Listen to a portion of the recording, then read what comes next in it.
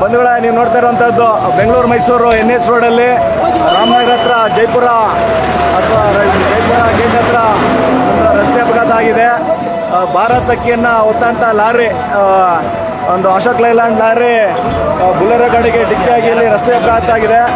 ಸಾಧ್ಯವಾದರೆ ಸಾರ್ವಜನಿಕರು NH ರೋಡನ್ನು ಸ್ವಲ್ಪ ಅವಾಯ್ಡ್ ಮಾಡಿದ್ರೆ ಒಳ್ಳೆಯದು. ಇಲ್ಲೆಲ್ಲ ಒಂದಷ್ಟು ಆಲ್ರೆಡಿ ನಾವು 112ಗೆ ಫೋನ್ ಮಾಡಿ ಸ್ಥಳೀಯ ಪೊಲೀಸ್ ಸ್ಟೇಷನ್ಗೆ ಹಾಗೂ ಫೈರ್ ಇಂಜಿನ್ ಅವ್ರಿಗೆ ಮೆಸೇಜನ್ನು ಕೊಟ್ಟಿದ್ದೀವಿ. ಸೊ ಇಲ್ಲಿ ಡೀಸೆಲು ಲೀಕ್ ಆಗ್ತಾ ಇದೆ ಮತ್ತು ಇಲ್ಲಿ ಡ್ರೈವರು ಸೇರಿದಂತೆ ಆಕ್ಸಿಡೆಂಟ್ ಆಗಿದೆ. ಅಲ್ಲಿ ಡ್ರೈವರು ನಂಬರ್ ನೋಡಿ ಸಾರ್ವಜನಿಕರದು ಯಾರ ಗಾಡಿ ಅಂತ KA34B6257 ಇಲ್ಲಿ ಡ್ರೈವರು ಒಳಗೊಂಡಂತೆ ಇಲ್ಲಿ ಅಪಘಾತ ಆಗಿರೋದು ತುಂಬ ದುಃಖಕರ ವಿಚಾರ. ಇಲ್ಲಿ ಗಾಡಿಯಲ್ಲಿ ಅಶೋಕ್ ಲೈಲ್ಯಾಂಡ್ ಫುಲ್ ಅಪ್ಲೋಡ್ ಆಗಿದೆ. ಅಂದರೆ ಆಂಬುಲೆನ್ಸ್ ಬಂದಿದೆ. ಮತ್ತು 112 ಮೆಸೇಜ್ ಮಾಡಿ ಫೈರ್ ಇಂಜಿನ್ಗೆಲ್ಲ ಮೆಸೇಜ್ ಮಾಡಿದ್ದೀವಿ. ಇಲ್ಲಿ ಕಳಿಸಪ್ಪ, ಗಾಡಿ ಎಲ್ಲ ಕಳಿಸ್ರಿ. ಅದು ಆಂಬುಲೆನ್ಸ್ ಬಂದಿದೆ. ಇಲ್ಲಿ ಸಂಬಂಧಪಟ್ಟ ಸ್ಥಳೀಯ ಪೊಲೀಸ್ ಸ್ಟೇಷನ್ಗೂ ಮೆಸೇಜ್ ಕೊಟ್ಟಿದ್ದೀವಿ. ನಾವು ಇಲ್ಲಿ ಮಂಡ್ಯಕ್ಕೆ ಹೋಗುವಂಥ ಸಂದರ್ಭದಲ್ಲಿ ಜಸ್ಟ್ ನಾವು ಬರೋಕ್ಕಿಂತ ಮುಂಚಿತವಾಗಿ ಒಂದು 5 ನಿಮಿಷದಲ್ಲಿ ಆಗಿರುವಂಥ ಆಕ್ಸಿಡೆಂಟು.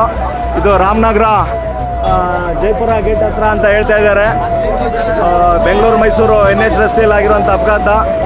ಭಾರತ್ ಅಕ್ಕಿಯನ್ನು ಹೊತ್ತಂಥ ಲಾರಿ ಮುಂದೆ ಮೋಸ್ಟ್ಲಿ ಬುಲೆರೋ ಗಾಡಿ ಹೋಗ್ತಾ ಇತ್ತು ಅನಿಸುತ್ತೆ. ಆ ಗಾಡಿ ಅವಾಯ್ಡ್ ಮಾಡೋಕ್ಕೆ ಬಂದು ಏನಾರ ಪಲ್ಟಿ ಆಗಿರ್ಬೋದು ಅಂತ ಭಾವಿಸ್ತಾ ಇದ್ದೀವಿ.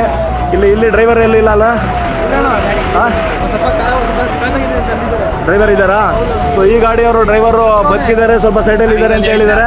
ಆದರೆ ಇಲ್ಲಿ ಬೊಲೆರೋ ಗಾಡಿ ಬಂದು ಮೈಸೂರಿನ ಕಡೆಯಿಂದ ಬಂದಿರೋದು. ಇದು ಮೈಸೂರು ಕಡೆಯಿಂದ ಬಂದಿರೋದು. ಇದು ಆ ರೋಡಲ್ಲಿ ಬಂದು ಟೈರ್ ಬಸ್ಟಿಂಗ್ ಬಂದಿರೋದು.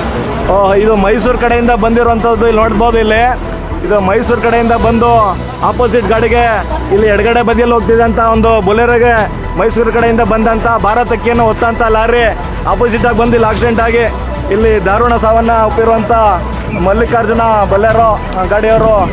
ಅದು ನೋಡಿ, ನಂಬರ್ ನೋಡಿ, KA34B6257 ಅವರು ಸಂಬಂಧಪಟ್ಟವರು. ದಯಮಾಡಿ ಕೂಡಲೇ ಇಲ್ಲಿ ರಾಮನಗರ ಜಿಲ್ಲಾ ಆಸ್ಪತ್ರೆಗೆ ಮೋಸ್ಟ್ಲಿ ಇದು ಈ ಒಂದು ಬಾಡಿಯನ್ನು ತೆಗೆದುಕೊಂಡು ಹೋಗುವಂಥ ಪೊಲೀಸರು ಮತ್ತು ಆಂಬುಲೆನ್ಸ್ ಬಂದಿದೆ, ಅವರು ತಗೊಂಡು ಹೋಗ್ತಾರೆ.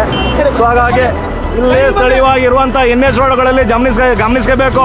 ಇಲ್ಲಿ ಆಕ್ಸಿಡೆಂಟ್ ಆಗಿದೆ, ಇಲ್ಲಿ ಪೆಟ್ರೋಲ್ ಅವರು ಗಾಡಿ ಬಂದಿದೆ. ಆದರೆ ಇವ್ರಿಗೆ ಹಿಂದಿ ಬರೋದ್ರಿಂದ ಇಲ್ಲಿ ಸ್ಥಳೀಯವಾಗಿರುವಂಥವ್ರಿಗೆ ಇವ್ರು ಯಾವ ಥರ ಇವರು ಸಮಸ್ಯೆಗಳನ್ನ ಜನಗಳು ಹೇಳಕ್ಕಾಗತ್ತೆ? ಈ ಕಡೆ ಸಂಬಂಧಪಟ್ಟ ಪೊಲೀಸ್ ಸ್ಟೇಷನ್ಗಳಿಗೆ ಇವ್ರಿಗೆ ಕನ್ನಡದಲ್ಲಿ ಮಾಹಿತಿ ಹೇಳಕ್ಕಾಗಲ್ಲ.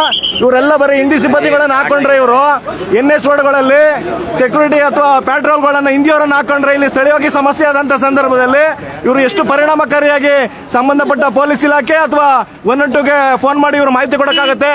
ಹಾಗಾಗಿ ಕರ್ನಾಟಕದಲ್ಲಿ NH ರಸ್ತೆಗಳನ್ನ ನಿರ್ವಹಣೆ ಮಾಡ್ತಾ ಇರುವಂತಹ ಪ್ರಾಧಿಕಾರಗಳು ಸ್ಥಳೀಯರಿಗೆ ಅವಕಾಶ ಕೊಡ್ಬೇಕು. ನೀವು ಇಲ್ಲಿ ಯಾರೋ ಹಿಂದಿಯವ್ರನ್ನ ತಗೊಂಡ್ ಹಾಕ್ಬಿಟ್ಟು ಇಲ್ಲಿ ಹಿಂಗೆ ಈ ತರ ಆಕ್ಸಿಡೆಂಟ್ ಆದಾಗ ಈ ಸಮಸ್ಯೆಗಳನ್ನ ಯಾರು ಹೇಳ್ತಾರೆ? ಅವರು ಸಮಸ್ಯೆ ಆಗ್ತಾರೆ ಯಾರಿಗೆ? ಇಲ್ಲಿ ನೀವು ಎಲ್ಲಾ ಕಡೆ ಸಿಕ್ಕದ ಕಡೆ ತಗೊಂಡ್ ಹಿಂದಿಯವ್ರನ್ನ ತುರ್ಕ್ಬಿಟ್ರೆ ಇಲ್ಲಿ ಸ್ಥಳೀಯವಾಗಿ ಈ ತರ ಅಪಘಾತ ಆದಂತ ಸಂದರ್ಭದಲ್ಲಿ ತುರ್ತು ಸೇವೆಗಳನ್ನ ಪಡೆದುಕೊಳ್ಳೋಕೆ ಯಾರು ಅವ್ರ ಭಾಷೆ ಪ್ರಾಬ್ಲಮ್ ಆಗಿದೆ ಅವ್ರಿಗೆ. ಹಾಗಾಗಿ ಇಲ್ಲಿ ಹೈವೇ ಪೆಟ್ರೋಲ್ ಅಂತ ನಿರ್ವಹಿಸುವಂತರು ಕನ್ನಡಿಗರಾಗಿರ್ಬೇಕು. ಸಮಸ್ಯೆಗಳಾದ್ರೆ ಸಂಬಂಧಪಟ್ಟ ಪೊಲೀಸ್ ಇಲಾಖೆಗೆ ಅಥವಾ ಆಂಬುಲೆನ್ಸ್ಗಳಿಗೆ ಅಥವಾ ಫೈರ್ ಇಂಜಿನ್ ಅವ್ರಿಗೆ ಫೋನ್ ಮಾಡಿ ಹೇಳೋದು ಕನ್ನಡದಲ್ಲಿ ಬೇಕಾಗಿರುತ್ತೆ. ಹಾಗಾಗಿ NHಗಳನ್ನ ನಿರ್ವಹಣೆ ಮಾಡುವಂತರು ನೀವು ಯಾವ ರಾಜ್ಯದಲ್ಲಿ ಇರ್ತದೆ ಆ ರಾಜ್ಯ ಭಾಷೆ ಗೊತ್ತಿರುವಂತ ಸಿಬ್ಬಂದಿಗಳನ್ನ ಹಾಕ್ಬೇಕು. ಇಲ್ಲಿ ಪಾಪ ಅವ್ರ ಕೆಲಸಕ್ಕೋಸ್ಕರ ಬಂದಿದ್ದಾರೆ, ಹಿಂದಿಯವ್ರು ಮಾತಾಡ್ತಿದ್ದಾರೆ. ಅವ್ರ ಹಿಂದಿಯವ್ರಿಗೆ ಯಾರು ಎಷ್ಟು ಜನಕ್ಕೆ ಅರ್ಥ ಆಗುತ್ತೆ ಇಲ್ಲಿ? ಸೊ ಎಲ್ಲ ಕಡೆ ಹಿಂದಿ ಅರ್ಕ ಮಾಡ್ತಿದೆ. ಈ NH ರಸ್ತೆಗಳಲ್ಲಿ ನೀವು ಯಾವುದೇ ರಾಜ್ಯದಲ್ಲಿ ಮಾಡ್ರಿ, ಸ್ಥಳೀಯರಿಗೆ ಅವಕಾಶ ಕೊಡಬೇಕು. ಇಲ್ಲಿ ಅವ್ನಿಗೆ ಪಾಪ ಏನೋ ಹಿಂದಿ ಮಾತಾಡ್ತಾ ಇದ್ದಾನೆ, ಇಲ್ಲಿ ಯಾವ ತರ ಕನ್ವೆ ಮಾಡಬೇಕು ಅಂತ ಗೊತ್ತಾಗ್ತಾ ಇಲ್ಲ. ನಾವು ಬಂದಂತ ಸಂದರ್ಭದಲ್ಲಿ 112ಗೆ ಪೊಲೀಸ್ ಅವರು ಫೈರ್ ಇಂಜಿನಿಯರ್ಗೆಲ್ಲ ಮಾಹಿತಿ ಕೊಟ್ಟಿದ್ದೀವಿ. ಇಲ್ಲಿ ಒಂದು ಆಂಬುಲೆನ್ಸ್ ಅಲ್ಲ ಇವರೇ ಫೋನ್ ಮಾಡಿದ್ವಿ, ಮಾಹಿತಿ ಎಲ್ಲ ಕೊಟ್ಟಿದ್ವಿ. ನಾವು ಮಾಹಿತಿನ 112ಗೆ ಫೋನ್ ಮಾಡಿ ಫೈರ್ ಇಂಜಿನ್ ಫೋನ್ ಮಾಡಿ ಪೊಲೀಸರಿಗೆಲ್ಲ ಮಾಹಿತಿ ಕೊಟ್ಟಿದ್ದೆ. ನಾವು ಡೈರೆಕ್ಟ್ ಆಗಿ ವಿಡಿಯೋ ಮಾಡಿಲ್ಲ. ಇಲ್ಲಿ ಸಮಸ್ಯೆ ಆಗಿದೆ NH ರೋಡ್ಗಳಲ್ಲಿ. ಇವ್ರು ಹಾಕಿದ್ದಾರೆ, ಅವರು ಹಿಂದಿಯವ್ರಿಗೆ ಎಷ್ಟು ಪರಿಣಾಮಕಾರಿಯಾಗಿ ಯಾರು ಹೇಳ್ತಾರೆ? ಇವರು ಅವ್ರಿಗೆ ಕೇಳ್ತಾರೆ. ನಾವು ಪ್ರಾಧಿಕಾರದವ್ರಿಗೆ ಪೊಲೀಸರು ಕಸಿಲ್ವಲ್ಲಿ ಸಂಬಂಧಪಟ್ಟ ಈ NH ರೋಡ್ಗಳನ್ನ ನಿರ್ವಹಣೆ ಮಾಡುವಂತ ಸ್ಥಳೀಯರಿಗೆ ಅವಕಾಶ ಮಾಡ್ಕೊಡ್ರಿ. ಏನಾದ್ರು ಅವಘಡಗಳಾದಾಗ ಯಾರು ಹೇಳ್ತಾರೆ? ಅವರು ಸರಿಯಾದ ಪರಿಣಾಮಕಾರಿಯಾಗಿ ಸಂಬಂಧಪಟ್ಟ ಇಲಾಖೆಯವ್ರಿಗೆ ಅವರು ಕಂಪ್ಲೇಂಟ್ ನ ಕೊಡ್ತಾರೆ. ಅವರು ಮಾಡಲ್ಲ. ಅವರು ಇಲ್ಲಿ ನೋಡ್ತಾ ಇರ್ಬೋದು, ಇಲ್ಲಿ ಗಾಡಿಯಲ್ಲಿ ಪೆಟ್ರೋಲ್ ಲೀಕ್ ಆಯ್ತಾ ಇದೆ, ಅಕ್ಕಿಗಳೆಲ್ಲ ಕೆಳಗಡೆ ಸೇರ್ಕೊಂಡಿದೆ. ಇದನ್ನ ಸಂಬಂಧಪಟ್ಟ ಸಂಬಂಧಪಟ್ಟವ್ರು ಅಂದ್ರೆ ಈಗ ಇಲ್ಲಿ ಪೊಲೀಸರು ಬಂದಿದ್ದಾರೆ, ಹನುಮನಗರ ಪೊಲೀಸರು ಬಂದಿದ್ದಾರೆ, ಟ್ರಾಫಿಕ್ ಅವರು ಬಂದಿದ್ದಾರೆ. ಆದ್ರೆ ಆಂಬುಲೆನ್ಸ್ ಆ ಕಡೆ ಇದೆ, ಇದನ್ನ ಇಲ್ಲೂ ಒಂದು ಈ ಕಡೆಗೂ ಬಂದಿದೆ. ಅದನ್ನ ಇಲ್ಲಿ ಈ ಒಂದು ಅಪಘಾತದಲ್ಲಿ ಸಾವನ್ನಪ್ಪಿರುವಂತ ಅವರನ್ನ ಈಗ ಈ ಕೂಡಲೇ ಅವರು ಶಿಫ್ಟ್ ಮಾಡ್ತಾರೆ. ಆದ್ರೆ ಇದನ್ನ ಬೆಂಗಳೂರು ಕಡೆ ಬರ್ತಾ ಇರುವಂತವ್ರು ಸದ್ಯ ಒಂದು 2 hours NH ರೋಡ್ ಅನ್ನ ಅವಾಯ್ಡ್ ಮಾಡಿದ್ರೆ ಒಳ್ಳೇದು. ಇಲ್ಲಿ ಯಾವುದೇ ಸಂದರ್ಭದಲ್ಲಿ ಇಲ್ಲಿ ಡೀಸೆಲ್ ಸೋರ್ತಾ ಇರೋದ್ರಿಂದ ಯಾವುದೇ ರೀತಿಯ ಅವಾರ್ಡ್ಗಳು ಆಗ್ಬೋದು. ಬನ್ನಿ ಅದೊಂದು ಇದು ಮಾಡ್ಬಿಡಿ, ಟ್ರಾಫಿಕ್ ನಾವು ಕ್ಲಿಯರ್ ಮಾಡ್ತೀವಿ ಬೇಕಾರೆ, ಅದೊಂದು ವ್ಯವಸ್ಥೆ ಮಾಡಿ. ಬನ್ನಿ ಸರ್, ಟ್ರಾಫಿಕ್ ಬೇಕಾದ್ರೆ ನಾವು ನೋಡ್ಕೊತೀವಿ. ಸೊ ಇದು ಇಲ್ಲಿ ವಿಚಾರ. ಸೊ ಇಲ್ಲಿ ಎಲ್ಲೇ ಸಂದರ್ಭದಲ್ಲಿ ಟ್ರಾಫಿಕ್ ಪ್ಯಾಟ್ರೋಲ್ಗಳನ್ನ ನಿರ್ವಹಣೆ ಮಾಡುವಂತಾರೆ ಕನ್ನಡಿಗರು ಕೊಡಿ. ಇಲ್ಲಿ ಯಾರೋ ಹಿಂದಿಯರು ಬಂದಿದ್ದಾರೆ, ಅವ್ರು ಯಾರು ಸ್ಥಳೀಯವಾಗಿ ಕಂಪ್ಲೇಂಟ್ ಮಾಡಕ್ಕೆ ಗೊತ್ತಾಗ್ತಾ ಇಲ್ಲ ಅಲ್ಲಿ. ಸೊ ಎಲ್ಲ ಕಡೆ ನೀವು ತಗೊಂಡ್ ಹಿಂದಿಯರ್ ಹಾಕ್ಬಿಟ್ರೆ ಏನ್ ಮಾಡ್ತಾರೆ ನೀವು ಇಲ್ಲಿ ಆಗಿದೆ. ಇಲ್ಲಿ ನೋಡಿ, ನೀವು ನಿಂತಿಲ್ ಮಾತಾಡ್ತಾನೆ ಏನ್ ಕಂಪ್ಲೇಂಟ್ ಕೊಡ್ತಾರೆ ಇವರೆಲ್ಲ. ಇವರು ಪ್ಯಾಟ್ರೋಲ್ ಅಲ್ಲಿ, ಹೈವೇ ಪೆಟ್ರೋಲ್ ಅಲ್ಲಿ ಇವರು ಸಿಬ್ಬಂದಿಗಳಾಗಿದ್ದಾರೆ. ಸಮಸ್ಯೆ ಆದಾಗ ಯಾರು ಹೇಳ್ತಾರೆ ಇಮಿಡಿಯೇಟ್ ಆಗಿ. ಸೊ ಹಾಗಾಗಿ ಬೆಳಗ್ಗೆ ಹೊತ್ತಾಗಿದ್ದಕ್ಕೆ ನಾವು ಯಾರೋ ಬಂದು ಒಂದಷ್ಟು ಕಂಪ್ಲೇಂಟ್ ಮಾಡಿದ್ವಿ. ಇದೇನೋ ರಾತ್ರಿ ಸಂದರ್ಭದಲ್ಲಿ ಆದ್ರೆ ಯಾರು ಕಂಪ್ಲೇಂಟ್ ಕೊಡ್ತಾರೆ ಅಲ್ಲಿ? ಸಂಬಂಧಪಟ್ಟ ಅಧಿಕಾರಿಗಳು ಈ ಒಂದು ರಾಷ್ಟ್ರೀಯ ಹೆದ್ದಾರಿಗಳನ್ನ ನಿರ್ವಹಣೆ ಮಾಡ್ತಾ ಇರುವಂತವ್ರು ಸ್ಥಳೀಯರಿಗೆ, ಕನ್ನಡಿಗರಿಗೆ ಅಲ್ಲಿ ಅವಕಾಶ ಮಾಡಿಕೊಡ್ಬೇಕು. ಪ್ರಾಬ್ಲಮ್ ಆದಂತ ಸಂದರ್ಭದಲ್ಲಿ ಅದನ್ನ ಪ್ರಾಬ್ಲಮ್ಗಳ ಸರಿಯಾದ ಸಂಬಂಧಪಟ್ಟವ್ರಿಗೆ ಹೇಳೋದಕ್ಕೆ ಅನುಕೂಲ ಆಗುತ್ತೆ. ಇಲ್ಲೆಲ್ಲ ನೋಡ್ತಾ ಇರ್ಬೋದು. ಇಲ್ಲಿ ಈಗ ಸಾಧ್ಯವಾದ್ರೆ ಬೆಂಗಳೂರು ಕಡೆಯಿಂದ ಮೈಸೂರಿಗೆ ಹೋಗ್ತಾ ಇರುವಂತವ್ರು ಆ ಸಾಧ್ಯವಾದ್ರೆ NH ರೋಡ್ ಅನ್ನ ಒಂದು 2 hours ಅವಾಯ್ಡ್ ಮಾಡಿ ಇದೆಲ್ಲ ಕ್ಲಿಯರೆನ್ಸ್ ಆಗೋ ತನಕ ಇಲ್ಲಿ ಯಾವುದೇ ಸಂದರ್ಭದಲ್ಲಿ ಇದು ಗಾಡಿ ದಬಾಕೊಂಡಿದೆ, ಡೀಸೆಲ್ ಕೆಳಗೆ ಸೋರ್ತಾ ಇದೆ. ಅದು ಯಾವುದೇ ಸಂದರ್ಭದಲ್ಲಿ ಏನ್ ಬೇಕಾದ್ರೂ ಆಗ್ಬೋದು. ಹಾಗಾಗಿ NH ರೋಡ್ಗಳನ್ನ ಒಂದು 2 hours NH ರೋಡ್ ಅವಾಯ್ಡ್ ಮಾಡಿದ್ರೆ ಒಳ್ಳೇದು. ಸೊ ಇದು ಇಲ್ಲಿ ನಿರ್ವಹಣೆ. ಇದು ಬೆಂಗಳೂರಿಂದ ಈ ಒಂದು ಬುಲೆರೋ ಗಾಡಿ ಬೆಂಗಳೂರಿಂದ ಈ ಕಡೆ ರಾಮನಗರ ಚನ್ನಪಟ್ಟಣ ಕಡೆ ಹೋಗ್ತಾ ಇರುವಂತ ಸಂದರ್ಭದಲ್ಲಿ ಭಾರತ್ ಅಕ್ಕಿಯನ್ನ ತುಂಬ್ಕೊಂಡು ಬಂದಂತ ಅಶೋಕ್ ಲೈಲ್ಯಾಂಡ್ ಗಾಡಿ ಆ ಕಡೆ ಆಪೋಸಿಟ್ ಬಂದು ಡಿವೈಡರ್ ನ ಪಾಸ್ ಮಾಡಿ ಇಲ್ಲಿ ಆಕ್ಸಿಡೆಂಟ್ ಪಟ್ಟಿಯಾಗಿರುವಂತದ್ದು ಅಂತ ಸ್ಥಳೀಯರು ಹೇಳ್ತಾ ಇದ್ದಾರೆ.